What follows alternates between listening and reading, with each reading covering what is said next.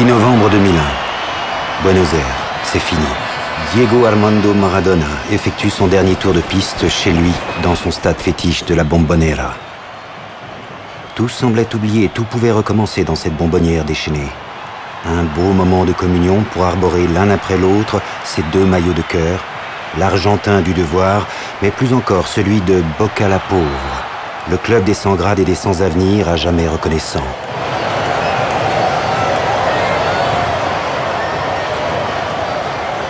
Une connivence qui fonde l'histoire même du footballeur le plus populaire et le plus controversé de l'histoire et son discours tout autant.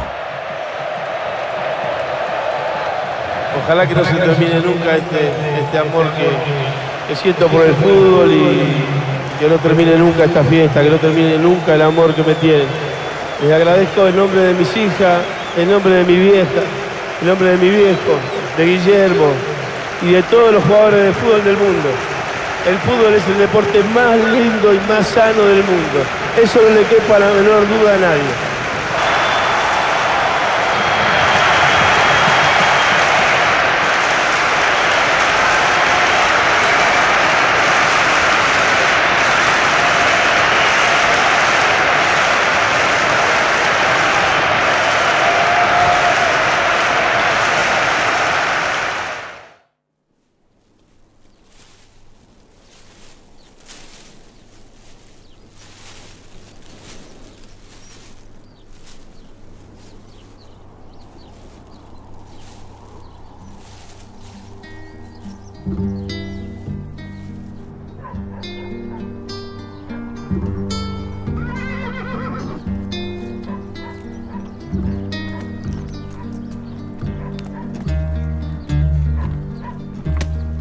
S'il est écrit que les destins d'exception doivent naître dans la boue, celui de Diego Maradona s'envole à la lisière de Buenos Aires dans un décor d'extrême dénuement. À 12 ans. Sacré champion du monde junior en 1979, tous le sollicitent. Pour Maradona, le choix tombe sous le sens. Il rejoint, le 20 février 1981, l'équipe du Boca Junior, la chérie des quartiers pauvres et populaires, dont son père était depuis toujours un fervent supporter.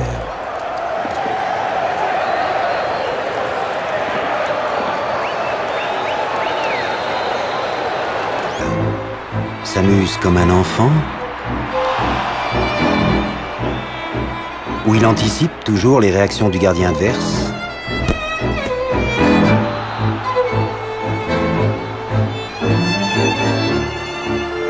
Où toujours il tente les choses les plus folles, rate un lob impossible, mais le réussit dès l'occasion suivante. Où, incontrôlable tête chercheuse, sans cesse il repart à l'assaut et jamais ne renonce.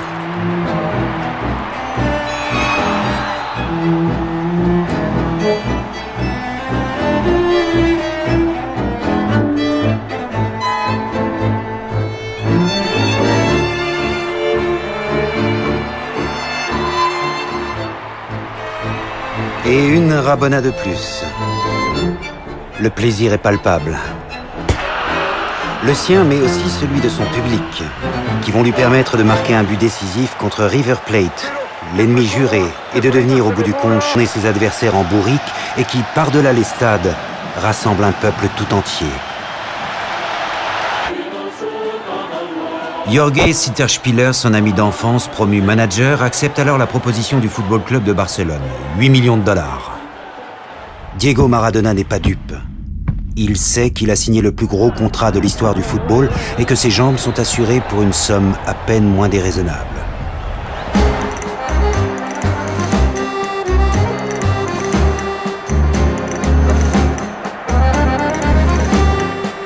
Il est bien là, le toréador réincarné, le footballeur malicieux, le pibe de oro, le gamin en or, récompensé meilleur joueur du championnat espagnol dès sa première saison.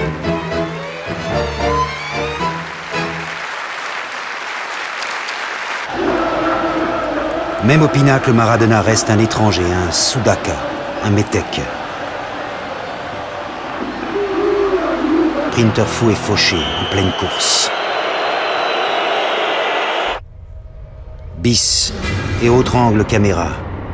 Le boucher, Andoni Goicoechea, ne s'arrête même pas. Diego est seul et sa cheville gauche est en lambeaux. Il faut peu de choses pour descendre les marches de la gloire, passer de la lumière du stade à l'obscurité des coulisses. Maradona n'est pas seulement blessé, il est délaissé, abandonné, attendant qu'une ambulance daigne enfin l'emmener à l'hôpital pour y être opéré et se faire poser 2 broches dans le péroné. Ensuite, retour en Argentine. Le secret de son médecin, éviter que la blessure ne s'enquiste. Et puis, la famille. Et d'abord, Donna Tota, bien sûr, la mère qui sait toujours comment et quoi faire. Mais aussi l'ensemble du clan, les frères, les sœurs qui savent transformer en jeu ce qui en réalité est une souffrance. Le soleil décline maintenant sur la ville de Buenos Aires, mais pas son fils le plus glorieux, qui recouvre peu à peu ses gestes de prestidigitateur. À quoi pense-t-il avant de repasser sur le billard? Il est vrai qu'il n'a pas encore 24 ans, et qu'à cet âge, rien ne saurait vous inquiéter. Ça n'a pas l'air d'être le cas de Sitterspieler, ni celui de Claudia, qui l'un et l'autre s'inquiètent de voir malmener leur plus que précieux footballeur qui doit être enfin délivré de ses broches.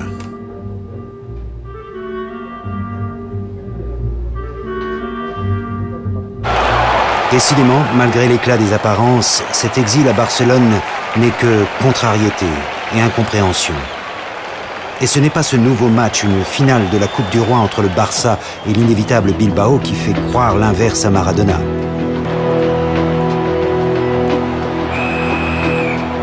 Comment imaginer un déroulement plus serein? Comment au contraire ne pas craindre le pire qui survient et s'envenime?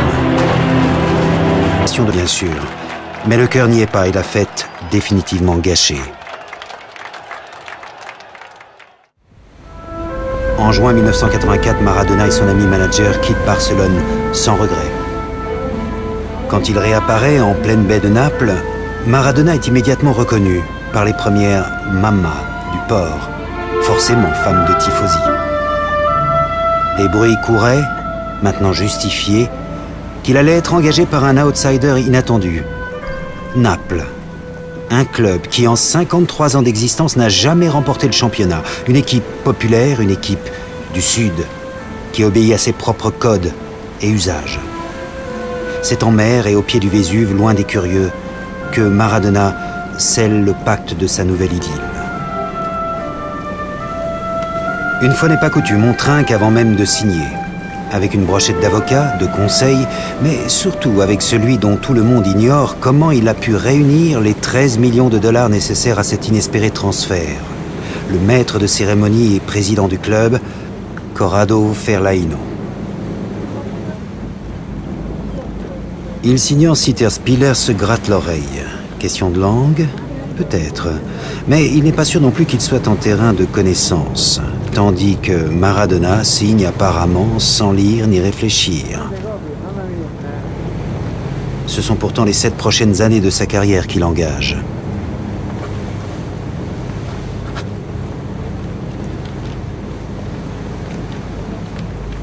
Mais autant de formalités l'ennuient.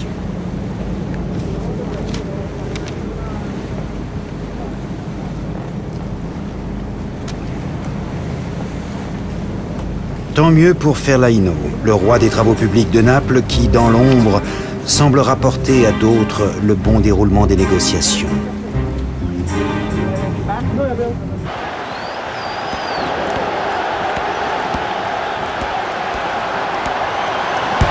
Ça y est, cette fois, tous les terroni, les cutéreux napolitains, se sont trouvés un roi.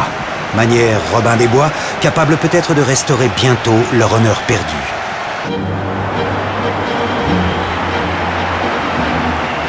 « 24 février 1985, jour de son premier chef-d'œuvre. Naples rencontre la Lazio de Rome, une des valeurs sûres du calcio. Maradona est au sommet.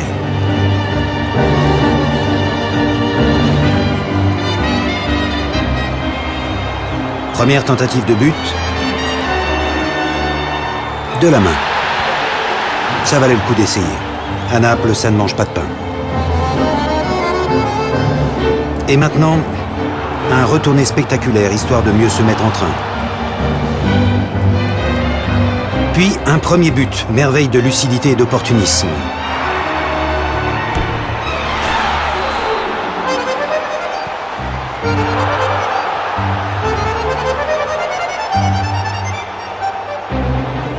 Puis un deuxième but encore, calculé au millimètre.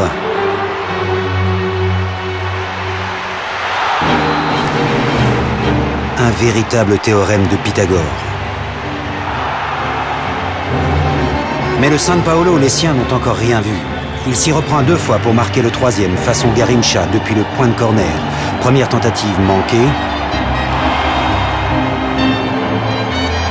Mais la deuxième est la bonne.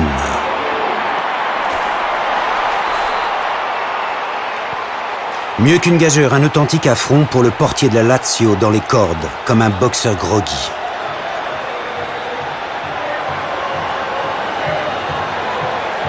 Et pour finir, un bras d'honneur bien envoyé à l'entraîneur adverse qui avait dit, avant match, que 3 enfants de cœur suffiraient à mettre l'idole sous éteignoir.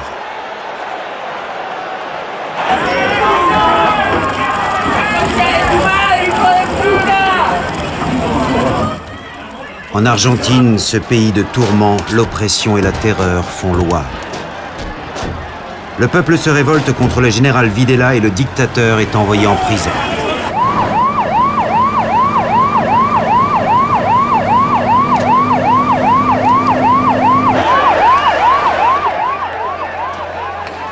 Le pays renoue avec la démocratie mais ne peut oublier la torture, les morts et les disparus par milliers.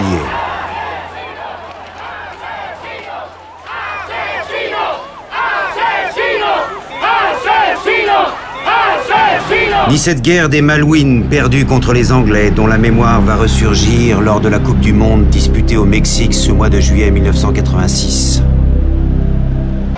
Diego Armando Maradona y la Copa del Mundo. Grâce à lui aussi, le peuple argentin, du stade de Mexico à la place de Mai à Buenos Aires, a retrouvé un minimum de fierté et d'espoir.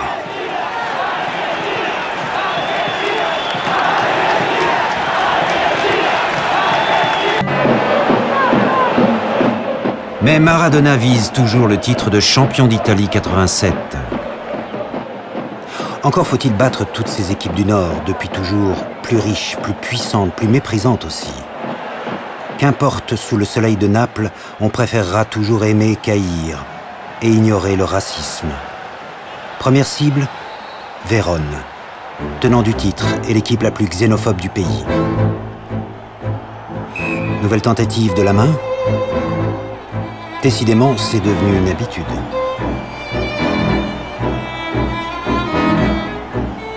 Avant de planter un nouveau but dont il a le secret.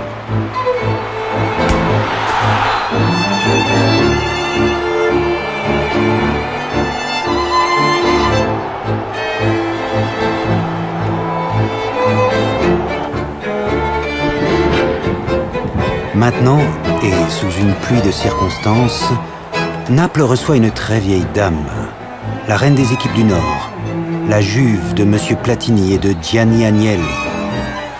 Certes, sous l'artiste, il y a aussi le comediante, qui chipote sur l'endroit où s'est passée la faute, cherchant à obtenir un pénalty plutôt qu'un coup franc difficile. Tout cela, bien sûr, n'est pas pour déplaire au public napolitain.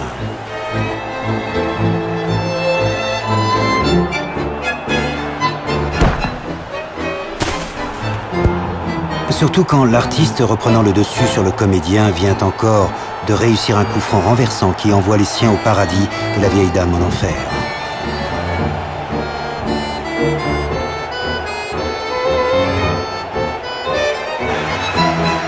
« 26 avril 87 et à 3 journées de la fin du championnat, devant le Milan AC du richissime et omnipotent Silvio Berlusconi. Maradona, pour une fois pas totalement superstitieux, arbore déjà l'emblème tricolore du champion d'Italie. Et comme il se doit ce jour-là, Maradona marque encore un but en 2 temps, 3 mouvements.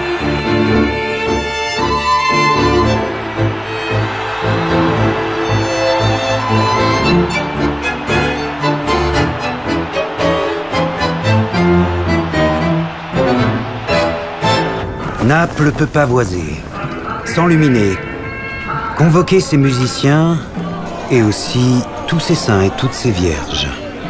Confondre procession religieuse et incantation païenne. L'instant d'une fête et l'instant d'une consécration, le football semble avoir défini, comme par miracle, un langage compris de tous ses habitants, des plus simples aux mages les plus illuminés.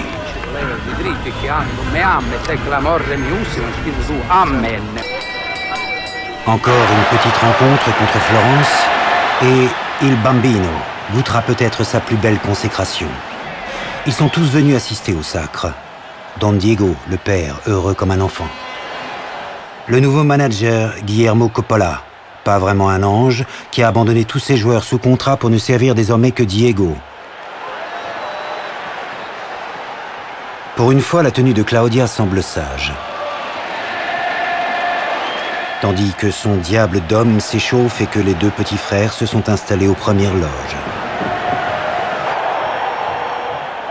Même si le ballon lui colle toujours à la peau, Maradona ne marque pas ce jour-là. Mais l'important, en l'espèce, n'est-il pas de soutenir, de porter et d'offrir sur un plateau le but de la victoire?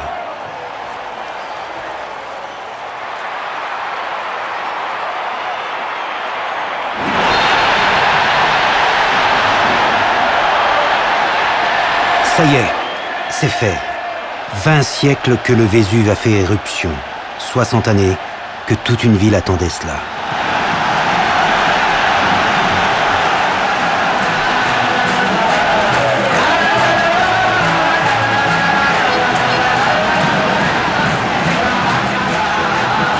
Comment imaginer plus belle joie, plus beau tour d'honneur pour cet enfant d'adoption tellement à l'aise au milieu des siens?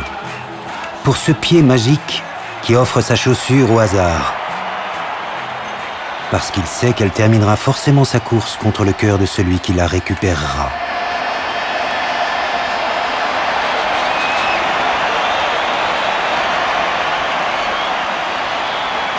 Penso che questa è la festa più grande che ho vissuto nella mia vita.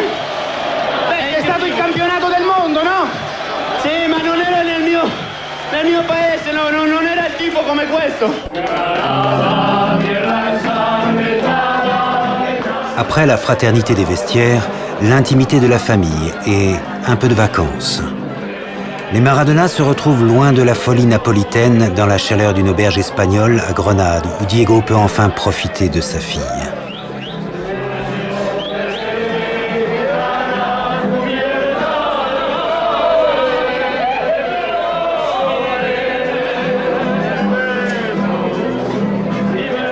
Quelques minutes volées pour danser avec Dalma, avant d'entraîner Claudia dans un tango bien sûr macho. Comme quoi le gamin en or sait aussi se moquer de lui-même.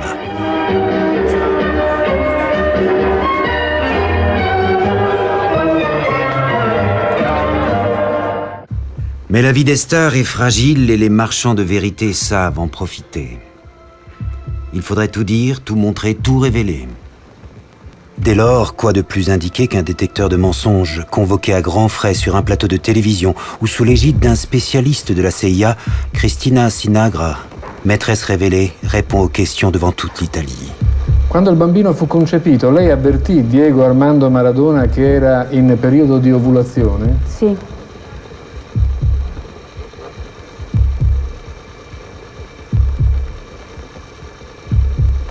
È Diego Armando Maradona il padre di suo figlio? Sì.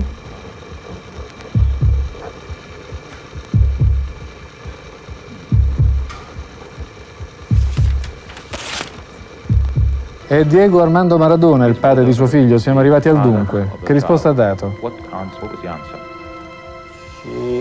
Ha detto, la sua risposta è stata sì, affermativa, e stava dicendo la verità. E ha detto la verità. È stato fatto un grande affresco questa sera, di un grande campione, di un grande atleta di calcio. Come uomo, un po' discutibile. Qualcuno domani può titolare miseria e nobiltà di un campione. La rumeur est ainsi qui jamais ne pardonne. Ni les amours coupables, ni les fréquentations interdites. Depuis plusieurs mois déjà, la famille Giuliano, pilier essentiel de la mafia locale, rôde autour de l'idole qui se défend comme il peut. Io non vado con la gente mala, io non so chi è malo, chi è buono. Io non vado appartamento per appartamento demandando alla gente se è buona o è mala di Napoli. Io non l'ho fatto mai in Argentina, a Napoli. Io vado per la bambina o il bambino che vuole che Maradona sia tenere una foto con Maradona, soltanto per quello. Però dopo si parla che Maradona è andato lì perché per la camorra, che questo, che l'altro. Per questo se un giorno vado via da Napoli sarà per questo, non perché mi manca affetto della gente del calcio. L'Argentine bouge et se cherche une nouvelle identité. La campagne présidentielle de mai 89 bat son plein et soulève beaucoup d'espoir. Elle pousse sur le devant de la scène Carlos Menem, tribun lyrique qui enflamme une population trop longtemps bafouée. Por los niños pobres que tienen hambre, por los niños ricos que tienen tristeza, por los hermanos sin trabajo, por los hogares sin techo, por las mesas sin pan, por nuestra patria. Yo les pido que me sigan, síganme, no los voy a defraudar, no los voy a defraudar, no los voy a defraudar. Que Dios los bendiga, hasta siempre.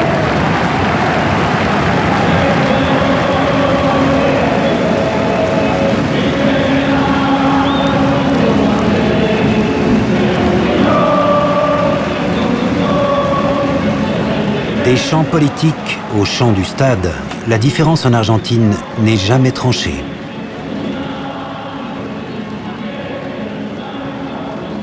Surtout quand son chef d'État se met en tête de poursuivre jusque sur son terrain l'homme le plus charismatique du pays, Maradona.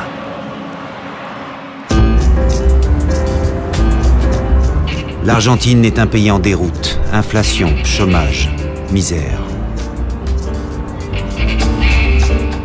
Drôle de contexte pour organiser le mariage le plus dispendieux que l'on puisse imaginer.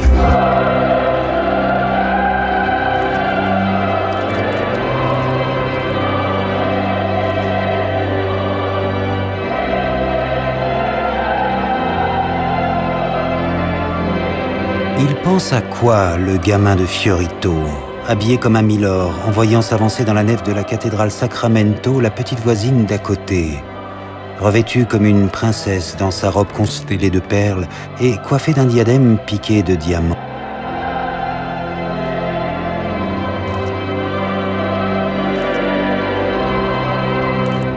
À sa revanche sociale ou tout simplement au pied de nez lancé à l'establishment qui apprécie rien moins que de voir un pauvre épouser ses propres règles et protocoles. Diego, coloca este anillo en la mano de tu esposa Claudia como prenda de fidelidad matrimonial. En nombre del Padre, del Hijo y del Espíritu Santo. Amén.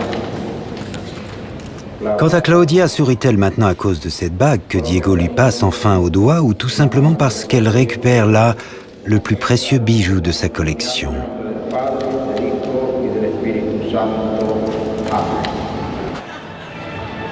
1500 invités, un festin de rois, des amis et connaissances débarqués de partout dans le monde, sans compter le jet qu'il a lui-même affrété bien sûr pour tous ses invités de Naples. 8 mois après la Coupe du Monde, Maradona a contesté comme jamais et déclaré positif à la cocaïne. Suspendu, il n'a d'autre alternative que de battre en retraite en Argentine. Il sera arrêté quelque temps plus tard à Buenos Aires, coupable d'être en possession de 30 grammes de poudre. Curieux quand même, toutes ces caméras et ces micros déjà rassemblés à 6 h du matin, ce 26 avril 1991, lors d'une interpellation supposée restée secrète. Le pouvoir voudrait faire diversion qu'il ne s'y prendrait pas autrement.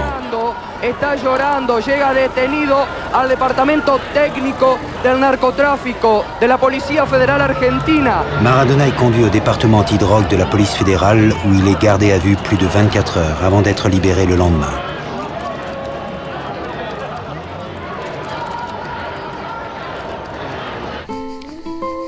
Presque 3 ans déjà depuis ce bel été 1991.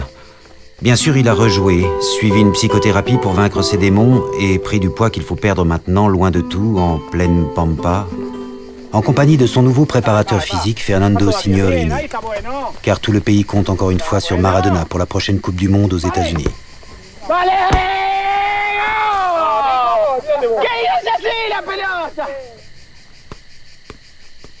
Plus que quelques mois pour passer de 88 à 77 kilos. Et surtout, retrouver toute sa forme avant la compétition américaine.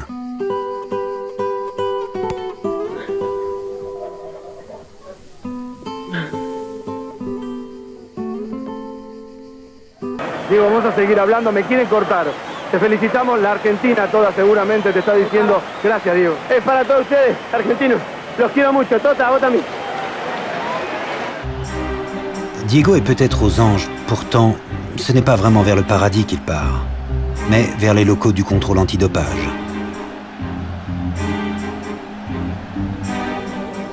Quatre jours plus tard, à Dallas, l'attente de l'expertise semble nettement moins amusante. De vilains bruits courent et les filets du but où il se réfugie ressemblent de plus en plus au grillage d'une prison. Le verdict de la FIFA est en effet sans appel. In view of this decision, FIFA will make a ruling on the disciplinary aspects of the case after this World Cup. And until the case is finally settled, Diego Maradona remains suspended from all footballing activities. No quiero dramatizar, pero créeme que me cortaron las piernas. Me cortaron las piernas a mí, le cortaron las piernas a mi familia, a los que estaban al lado mío. Exacto. Los que están al lado mío, los que siguen estando al lado mío. Digo los que estaban porque estábamos jugando todo el Mundial. Ahora nos sacaron del Mundial, nos sacaron de la ilusión. Por sobre todas las cosas, a mí creo que me sacaron del fútbol definitivamente porque no creo que quiera otra revancha. Tengo los brazos caídos, tengo todo el alma destrozado. No puede. Pero le prometí a mi mujer que no iba a llorar. Y le prometí a mis hijas, por sobre todas las cosas, que no pude hablar. Pero lo único que quiero que quede claro a los argentinos que no me drogué. Que no corrí por la droga, corrí por el corazón y por la camiseta. S'il n'en reste qu'un, ce sera lui, Castro, le leader Massimo, chez qui il était déjà venu se réfugier une fois. Le seul à prendre Diego sous son aile, tandis que tous les autres puissants le...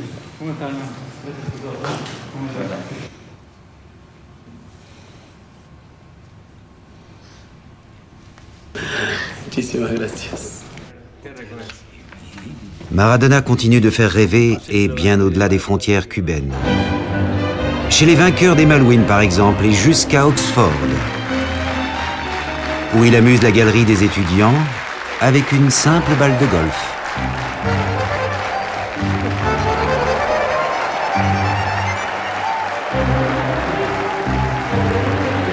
Preuve que les Anglais ne sont pas rancuniers. Preuve surtout que les inventeurs du football savent parfaitement qu'un champion est d'abord un homme qui se cherche avant d'être un modèle préétabli. Ce qui lui vaut d'être élevé au titre de docteur honoris causa. El jugador de fútbol acá en este país era ignorante porque venía de abajo, porque venía de las villas, porque el fútbol era simplemente que con una pelota jugaban 22 chicos. Pero hoy por hoy ya no se puede hablar de ignorancia, hoy por hoy se puede hablar de un jugador de fútbol metido dentro de la sociedad con mucha fuerza y a la altura de cualquier hombre de la sociedad. Il a 37 ans. Mi-bouffon crépusculaire, mi-archange. Il profite encore de l'indéfectible compassion d'un public à son encontre pour refuser d'admettre que le sport de haut niveau n'est plus fait pour lui.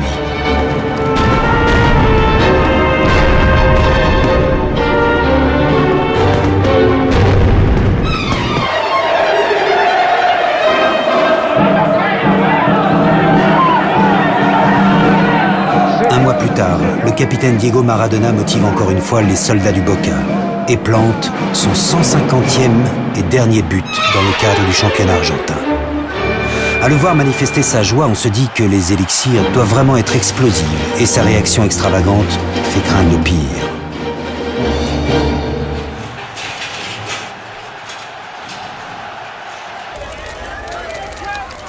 Le 4 janvier 2000, à Punta del Este, en Uruguay, le cœur de Diego lâche.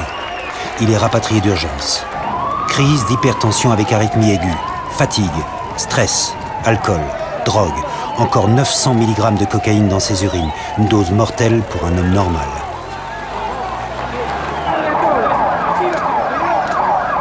Anéanti, fracassé, Maradona n'a d'autre solution que de fuir.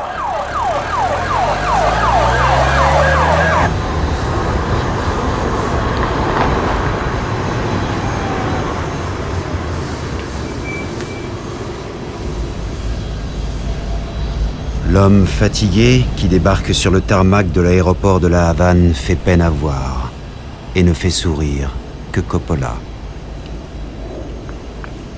À le voir ainsi, on se dit que la médecine cubaine va avoir bien du travail.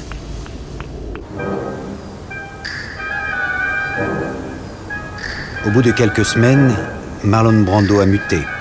C'est maintenant une sorte de Pinocchio aux cheveux jaunes et à la démarche d'automate qui parcourt les jardins de la Révolution. 8 bons mois encore et la cure cubaine alliée au calme et à la douceur des tropiques porte enfin ses fruits. Diego Armando Maradona. Au mois de décembre, dans un studio de la RAI, Diego, qui peut maintenant boutonner sa veste, merci Castro, tient à nouveau son rang pour récupérer un symbolique titre de footballeur du siècle, décerné par un vote populaire initié par la FIFA. Tandis que Blatter semble soulagé qu'il soit venu. A Diego Armando Maradona, numero 1, FIFA Internet Center Awards. Eccolo. E quindi vorrei ringraziare la FIFA por respetar el voto de la gente. Per aver rispettato il voto di tutte queste persone. Si no, todo lo que estamos aquí no seríamos nada sin la gente. Non saremmo niente, no seríamos conocidos, la gente, no seríamos populares. Senza il pubblico, non saremmo neanche famosi. Le agradezco una vez más y quiero dedicarle e vorrei dedicare questo trofeo a mi pueblo de Argentina, al popolo al pueblo cubano, a Fidel Castro, al argentino más famoso que Che Guevara y por sobre todas las cosas a todos los jugadores del mundo que amo y respeto con toda mi alma. Mais tous ces remerciements ne sauraient absoudre Maradona. La preuve, les huiles de la FIFA ont préféré voter eux-mêmes pour élire leur numéro 1, plus conforme. Signore e signori, Pelé, numero 1, vincitore. Eccolo qua, eccolo qui, numero 1 al mondo. Bravissimo, piacere nostro. E straordinario concludere questa serata. Pelé, in 2 parole. Io penso che Dio è per la vittoria. Dio è per la vittoria, è più importante di tutti noi. Mi piaceva chiamare Maradona per venire qui, ma mi pare che già non sta qui Maradona. È andato via Maradona, avremmo voluto fare questo abbraccio finale. Pas envie de voir triompher Pelé, ce bigot bien pensant. Chez lui, on est prêt à l'entendre. Et d'abord, le premier des Argentins, Fernando de la Rúa. Bueno, contá un poco de la elección esta del Comité Internacional, ¿cómo fue? Bueno, yo le gané a todos por muerte. Esa es la realidad. No, pero no es porque la elección, lo diga yo. La elección la hacían periodistas. Mundial. No, la elección mundial a través de internet. A través de internet. Y le gané a Pelé por un margen bastante grande. Y ahora la FIFA dice que los que votaron son muy chicos. Pero la FIFA quiere rever la votación. Exacto, ahora quieren poner otra. Pero ¿qué pasa? Que no se justifica lo que dice FIFA. Il a raison d'en profiter, De la Rúa. Ici, l'euphorie de la victoire, qu'il s'agisse de sport ou de politique, n'est jamais très éloignée des affres de la défaite. Dans l'apocalypse d'un pays en proie à la banqueroute, dans une Buenos Aires à feu et à sang où les émeutiers poussent à la révolte, subsistent quelques maillots argentins, mais cette fois-ci au milieu des blessés et des morts.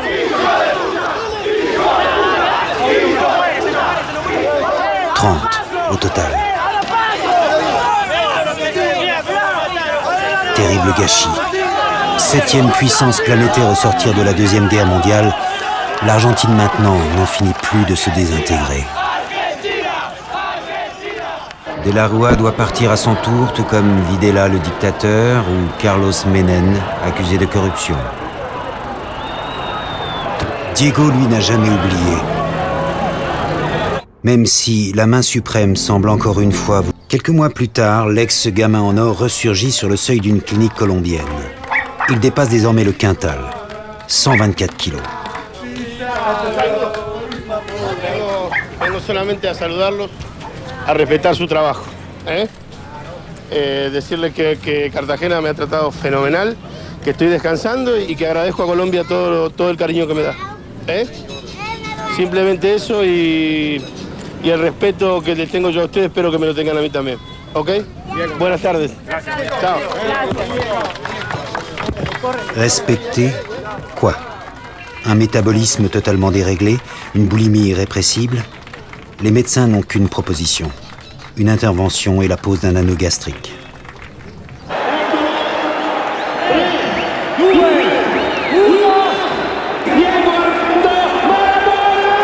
Une année encore et il retrouve la marmite de son cher stade de San Paolo à Naples. Des retrouvailles comme un retour aux sources, alors qu'il vient participer au jubilé de son ex-coéquipier, Ciro Ferrara, qui tire à son tour sa révérence.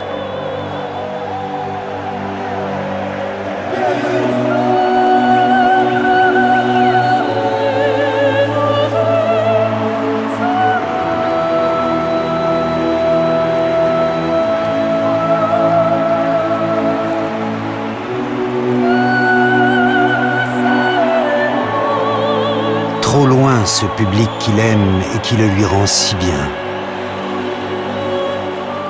Trop près tous ces intermédiaires, tous ces importuns. Comment s'en débarrasser jamais pour se rapprocher plus encore, se fondre dans la masse, ne faire qu'un avec les siens, ceux qui ne l'ont jamais trahi comme tous ces fans du virage Maradona.